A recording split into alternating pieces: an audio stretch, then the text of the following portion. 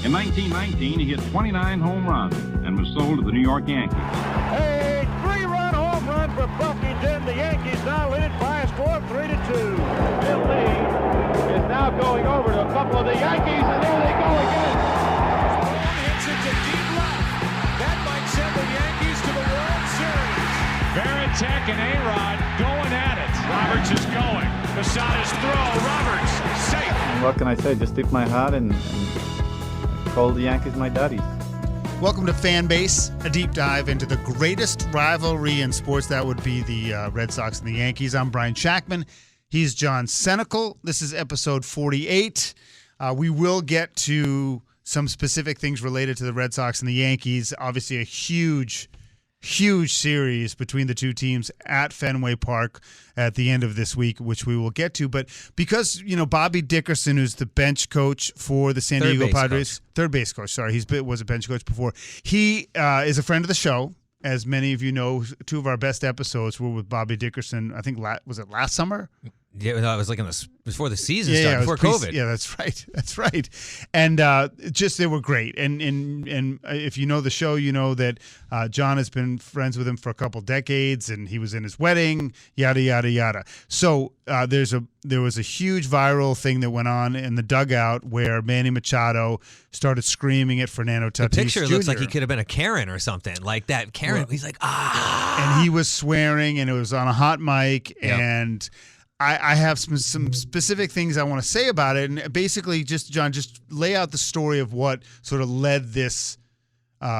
Really, it's probably been fomenting. I mean, this is obviously, it's not a one-time thing. There's obviously been some tension. The team is tanking, but what led to this specific incident? Well, a called third strike that he thought wasn't a third strike. Tatis didn't. Yeah, and he basically stood there and kind of showed up umpire or whatever, and does his basically.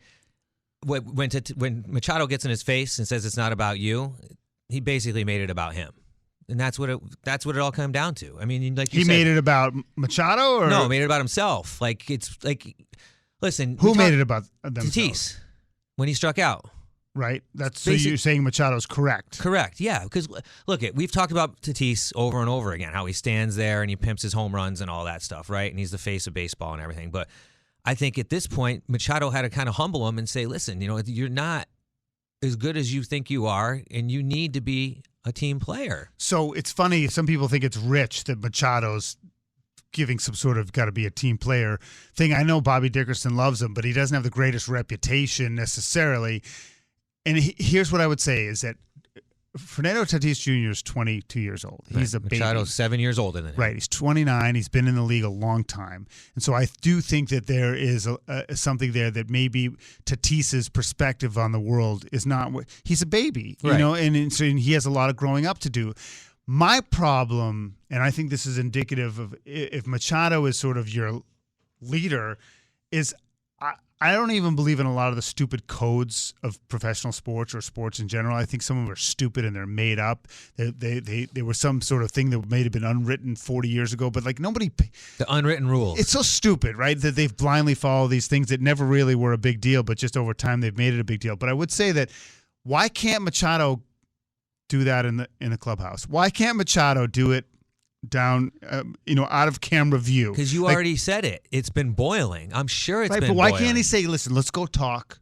Or have somebody say, let's go talk. It's like the fact heat that of he's the dropping moment. F-bombs on a hot mic at the top step of the dugout, to me, is also a bit well, you also of a lack remember, of it's leadership. it wasn't like you say hot mic. That's someone shooting it on their phone. That's not like it's not like the MLB cameras are right on him doing that. Again, not to defend him, right? You got to be cognizant that there's cameras everywhere nowadays, right? Of course. So you got, again, yes, you should take that to the clubhouse, but I'm sure that there's been problems before. I mean, what gets you to the point where you're going to get in his face like that, right? I just think that Fernando Tatis is a great baseball player, right? But he's very flawed when it comes to being a baseball player. But he's also 22 years old, and he's been pushed around in position, and he's been injured. And the team is tanking. They're still in the hunt, but they're a mess, dude. They're a mess. They are a mess. And I guess my point is that I think that there's no doubt that Tatis probably has a bit of a runaway ego, and there probably needs to be some quality control. Or is it that Manny's there. a little jealous too? Yeah, well, that's my point. Is like I don't, And Manny got his money, and he should be fine. And I don't. And he's a guy that was historically has not run out some ground balls and hasn't played the field his hardest in some spots. And so, but I guess ultimately what bothered me, and I'm not into this macho thing, but it's like if you really want to be a leader, I think that you either got to do that in private or find some way to sort of. I find one way that Alex Cora does is sort of be available face-to-face, but also chirp about it in the media a little bit, right? And that's a way, somehow he finds a way to do it. Like for me personally, like none of that ever works for me. Anytime I'm a jerk, it comes back to nip me in the butt. It doesn't work for me, but it didn't sit well with me that Machado starts dropping F-bombs and it gets picked up. I don't think that that's going to be effective, right? And I think that, Tatis could be probably like, listen, I'm making $100 million more than you, and you're on the downside of your career, so who are you? But I think to me, both examples, Tatis's ego and Machado's handling of it, show that there's a fundamental lack of leadership on that team. Yeah, I would have to say so. There's definitely, I would think right from the general manager down. I mean, I think at the All-Star break, he didn't pull off the right trades. They didn't have the right guns going at it. I mean, I think everybody was probably pissed they didn't get Scherzer. Right. But who knows? Again, like Scherzer maybe didn't want to go there. You can't. We don't know the all inner working. But again, they did not make the right moves. They Snell hasn't panned out. Darvish hasn't panned out. Now, listen, I had talked to Bobby when I was down there in Miami, and he had mentioned a story about how he had a skirmish almost with a player in the clubhouse. And, I won't name names, but if that was happening back at the end of July and you got someone skirmishing with a coach. And then, I asked him flat out, I said, and it's not Tatis or Machado. It's not Tatis or Machado, but I asked him, it's a starter, it's a star. And I asked him, and I said, you think you take him? He said, hell no. He goes, but he better, when I walk in here tomorrow, he'll be respecting me. So, if you got something like that going on, there's Bobby Dickerson thinks he needs to fight for respect in a clubhouse. That's a problem. And Bobby's not the kind of person that's going to take crap from anybody, but he's not the kind of person that's going to be calling out people when they don't need to be called out. But he also is a guy who hasn't had to deal with that because he gets respect stepping in the clubhouse. This is a team, I just looked at it since I think But Bobby's also the kind of guy that hasn't, he isn't your pedigree. You know that from talking to him. So he's been in the trenches. He's seen some stuff. You know what I mean? It's not like he's not going to call out a player in the clubhouse. I don't know how it started, but he's not going to call someone out for something if he doesn't need to be called out. Right. But he has credibility with that. And I guess, but this is a team that I think since mid-August is like 10-24 as of early in the week. So high expectations. Well, and they were right there with the Dodgers at least, even if they couldn't catch the Giants. And they're still there technically. Listen, let's just be honest. They have to, as of the beginning of the week, they have to jump over 3 teams, I believe, it's tough. Just to get the second spot. So I'm not saying it's like the 1978 Red Sox type collapse, but it's a pretty dramatic collapse when they are, now looking up at people like Cincinnati and St. Louis. And they've spent a lot of money. A lot of money. And the vibe, it's so funny because this outburst with Machado and Tatis, and we can move on after this, the energy around the team, like in just watching stuff, like it has seemed to be broken for a while. Yeah. Now, my question is somebody like Bobby Dickerson, who's the third base coach, is his job on the line? Well, anytime any member of the manager obviously is the first person that they're going to look at, right? Right. And the general manager. So anytime, the front office down, most of the coaches are year-to-year contracts. Usually it's the managers that get multi-year deals. Oh, so like the guys like Bobby Dickerson are usually on one-year deals? Yeah, most of the time. Unless you're some, real reputable, maybe a Larry Rothschild gets a 2-year deal as a coach. I mean, not to say Bobby's not reputable, but, most of the coaches are on 1-year deals. Now, the hope is that they stick around with the manager, right? Because the manager usually gets a 3-year deal, most managers, unless you're an interim guy. Right. But again, then that's the flexibility that a team gets. So, it's the pitching that's not working. Get rid of the pitching coach. Oh, it's the hitting that's not working. Get rid of the hitting coach. Right. It's not the manager's fault. So just like in corporate America, you got a little bit of shield before you start going after the big guns. But yeah, obviously, if you're not going to perform, just like in New York, Boone and Cashman and all those guys, of course your job's on the line. I go back to I have trouble dealing when I was coaching high school and college, dealing with a kid who was a top recruiter, the best kid on the team, and this is like Division III sports or like high school hockey. Imagine if you got to deal with a young kid who's worth already guaranteed. I think of both Machado and Tatis as young kids, but two kids who are making $300 million, right? And guaranteed. And how you get them to listen to you, and how do you feel comfortable approaching them? Like there's an air of unapproachability to guys like Tatis. How do you imagine. How do you coach a guy like that? How do you tell him he's doing something wrong? Like that must be so difficult. I can't imagine. And you got to earn his respect. And like, there's a whole different way to massaging that athlete than it is, the average guy. It has to be. Must be a nightmare. I couldn't even begin just to be around the amount of the egos and stuff. And I guess that's what makes a good team, when you can flat out just get rid of all that, when all that gets wiped aside. So I think this is a real challenge to the people around a guy like Fernando Tatis Jr. because he is such a talent. But I mean, you think about where people listening, where were you? Where were you when you were 22? And if you were guaranteed $30-40 million a year just for showing up, how would you behave? And I guarantee you, and that's why I like later in life, like I used to be so judgy about things from divorce to drug use. Like I can this is so random, but I can see why rock and roll stars are drug addicts, right? I can totally see it because, they have this huge high of a concert and then they have all this energy and then they go out and then they have to get up the next day and do it again. So I can see how the cycle of up and down. And the same with these athletes. When you feed the beast of ego, it's hard to get them out of that mentality. And I can't imagine what it's like. At 22, I couldn't handle that money. I would screw up left and right. No, I couldn't do it either. I mean, not a chance, man. $340-something million, no way. But I mean, if you're running a team like that and you have that much contract sitting around, I mean, I think Bobby kind of alluded to it a little bit when we talked to him about certain people getting chances over others, right. And I don't know if you remember that.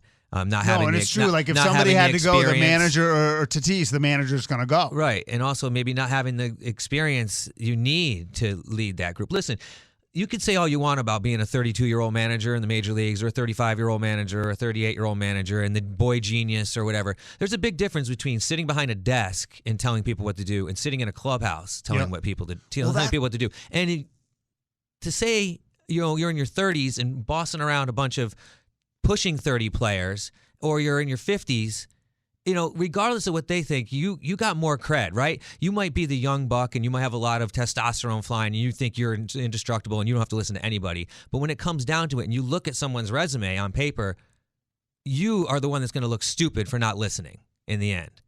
Yeah, but it's hard to convince a kid. Right, it's hard. So that's the special sauce. Well, that's the Dusty Bakers. That's the Tony La Russa's, right? Even if you're out passing out drunk at stoplights, that's why you still have jobs. Right? That's the special sauce. Well, yeah, and that's why guys like Cora, I think, have threaded the needle, but I think that takes us. And look at like a guy like Gabe Kapler with San Francisco. Last year in Philly, it was terrible. Terrible. They could not wait to get rid of him. They couldn't fire him soon enough. But the point is, honestly, I thought they were crazy for hiring him. 100%.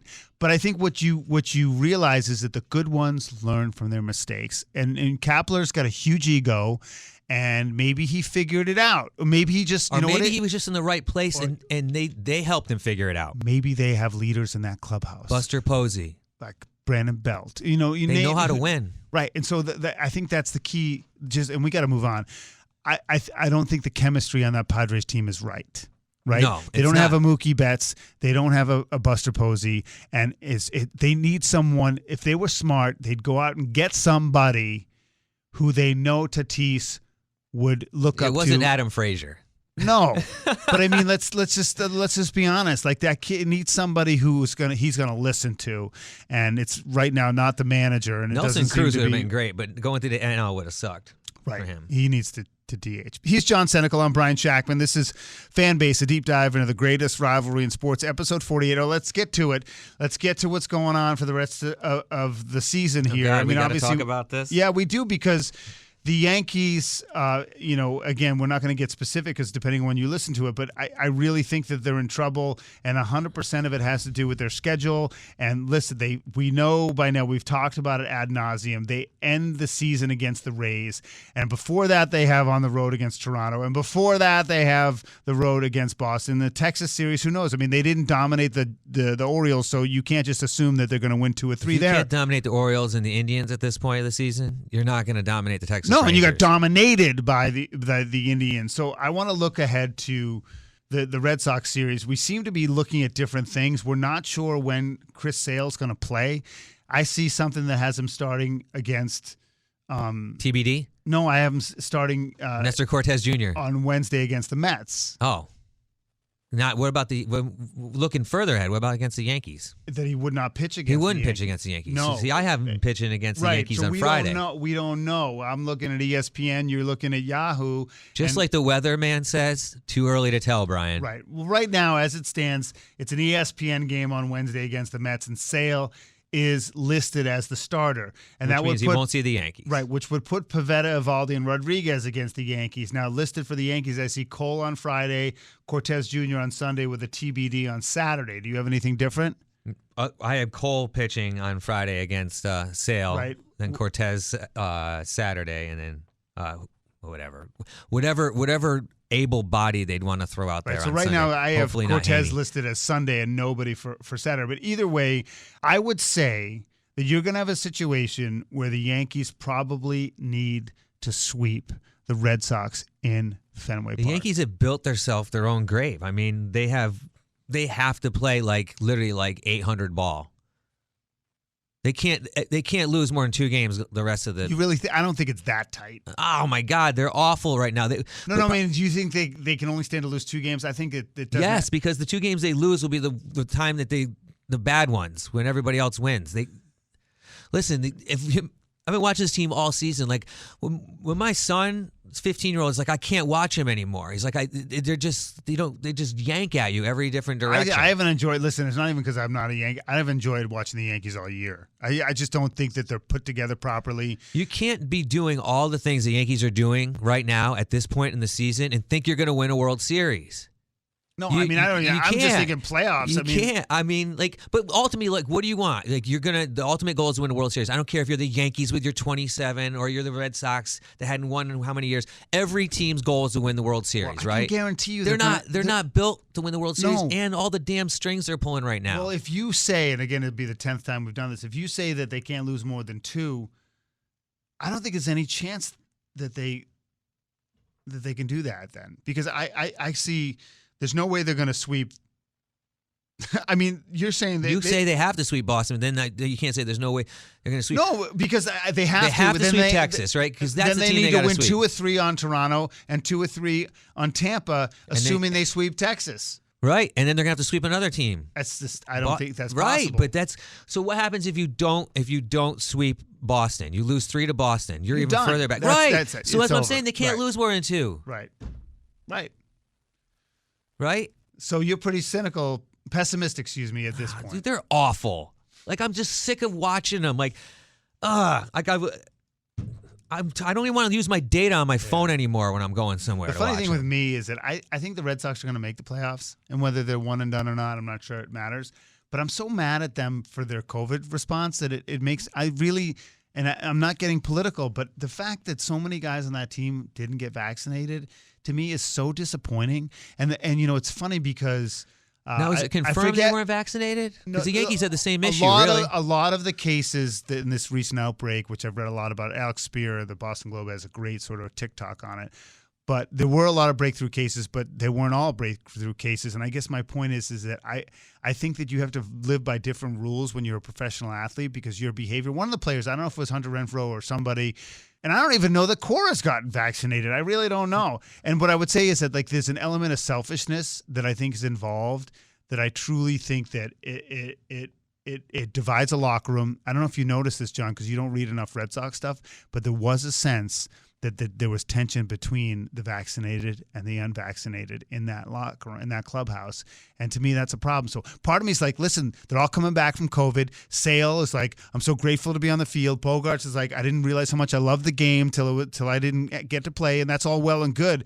But wait, weren't we just coming off like almost a whole year where they missed playing? They missed 100 games last year. But that's what Bogart said when he came back, and that's what Sale said when he came back. But the bottom line is that I'm just, as a fan, I'm frustrated that those guys didn't just get the stupid shot so they could play baseball. Yeah. And it bothers me. So that's sort of my attitude. I do think the Red Sox are going to be one of those two wild cards. So going back to what you were saying about the managers, remember I had sent you that screenshot I took where it said on the 18th of September, one Major League manager on the contending teams remains unvaccinated and participate in the postseason and be near players. Major League Baseball says managers, coaching staff must get an mRNA shot by October 4th and have a second scheduled. That manager has to make a decision first. And you thought it was Boone who was in question. I thought it was Cora. Right. Well, I mean, just because Boone's dad it says playoff didn't contention, right? So that's... It narrows the list. Well, it narrows it, but there's literally like 12 teams that are officially totally out of playoff contention. So, I mean, that leaves like 18 teams that... it could be. We would like to think it's the Yankees or the Red Sox or some, or Roberts or something, some buzzword. I'll just say this right now as we close and we go to our nugget, then we'll say goodbye for the week. Is that I can safely say that if the Red Sox don't advance, which I almost don't want them to, I definitely want. There's not a team in the American League, across the board that I would want to win more than Toronto. Perfect. And that's what we're going to talk about right now to end out the show. Oh, really? So we didn't even research that. No, we didn't even research study it. that. But I mean, listen, I'm a big Toronto fan, right? Like they're fun. They're fun to watch. They're a fun team. Listen, they got probably the AL Cy Young Award winner, Robbie Ray. My opinion, the AL MVP in Vlad Guerrero Jr. Right. A whole cast of kids that can just flat out rake. And you have George Springer. They have Bichette. Springer hasn't even been a factor for them really this year either. Like he is not. He's like an afterthought. Right. And he's such a great player, right? They got some decent pitching. Robbie Ray, their pitching is their weakness, but they have some. Stroman's good. Everybody knows when you're hot in the postseason, you get hot at the right time. So you got a nugget. So we'll talk about the Blue Jays, right? We're going to talk Blue Jays postseason. So the Blue Jays, since they've been in existence, they've been in postseason 1, 2, 3, 4, 5, 6, 7 times, right? Dating back to 1985. Right, and they won 2 series in the early 90s. They won 2 World Series, 92 and 93. But the interesting thing about this is every team that they've lost to has either won the World Series or went to the World Series. Huh. So they lost to KC to start in 85. They won the World Series. Lost to the A's in the ALCS in 89. Won the World Series. Lost to the Twins in 91. Twins won the World Series. Won the World Series 92. Won the World Series 93. 2015, lost in the ALCS to Kansas City. KC wins the World Series. 2016, they lose to the Cleveland Indians. Cleveland goes on to lose. Makes the World Series. But I forgot. Kansas City won the World Series? Yeah, over the Mets. That's crazy. Yep. I feel like, oh my God. I think that the Blue Jays. I just thought that, not so much a nugget, but I thought that was interesting.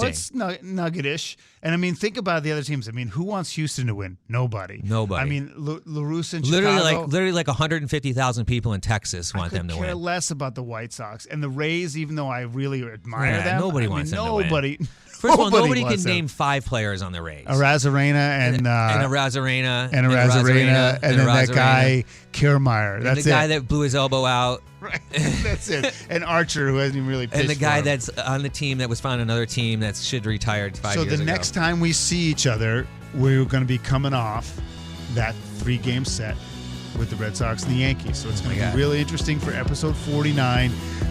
He's John Senecal. I'm Brian Shackman, and we will hear from you next week.